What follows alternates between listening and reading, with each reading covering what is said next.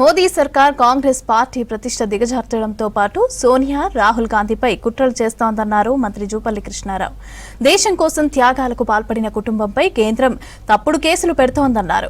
ఉపాధి హామీ పథకంలో గాంధీ పేరు తొలగించడానికి నిరసనగా నాగర్ కర్నూలులోని నిర్వహించిన ఆందోళనలో పాల్గొన్నారు మంత్రి జూపల్లి.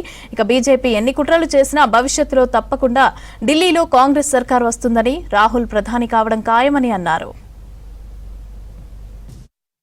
గాంధీ పేరు కూడా లేకుండా చేయాలన్నటువంటి ఆలోచనతో ఈ మధ్యనే 100 రోజుల ఉపాధి హామీ పథకం అంటే అది గొప్ప పథకం. భారతదేశంలో 140 కోట్ల జనాభా ఉంటే తరతరాల నుంచి ఎటువంటి ఆధారం లేని వాళ్ళు 3 పూటల తిండి కోసం వాళ్ళకి 100 రోజుల పని తీసుకొస్తే కేంద్ర ప్రభుత్వం సంవత్సరానికి 1,00,000 కోట్ల రూపాయలు ఖర్చు పెట్టే స్కీమ్ తీసుకొస్తే అన్నాడు సోనియా గాంధీ గారు 2005వ సంవత్సరంలో.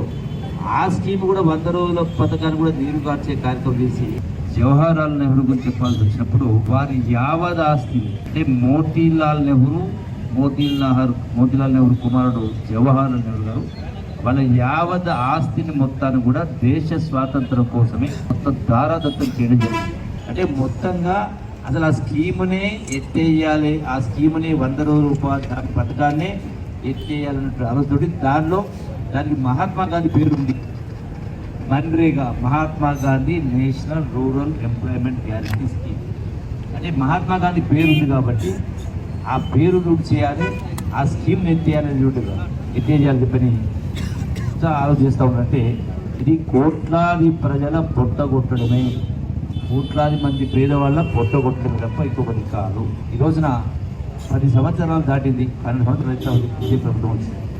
రాష్ట్రానికి ఒక్క నయా పైసా రాష్ట్ర ఆదాయం నుంచి కేంద్రానికి పన్నులు కడుతున్నాం, కానీ అదే నిష్పత్తిలో ఏ వాటా రాష్ట్రానికి రావాలో ఆ ఆదాయం రాష్ట్రానికి ఇవ్వడం లేదు.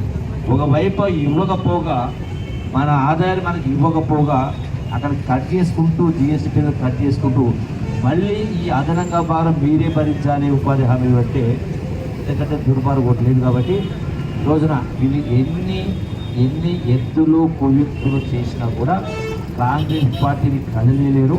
100% ముమ్మాటికి వచ్చేటువంటి భవిష్యత్తులో ఏ ఎన్నికలైనా, ఇతర స్థానిక సంస్థల ఎన్నికలైనా, రాబోయే జనరల్ ఎలక్షన్స్ అయినా, పార్లమెంట్ ఎలక్షన్ 100% కాంగ్రెస్ పార్టీకి రావడం ఖాయం. రాహుల్ గాంధీ గారు ప్రధానమంత్రి కావడాన్ని ఎవరు కూడా ఆపలేరు అనేటువంటి వాస్తవాన్ని మనం గమనించాలి.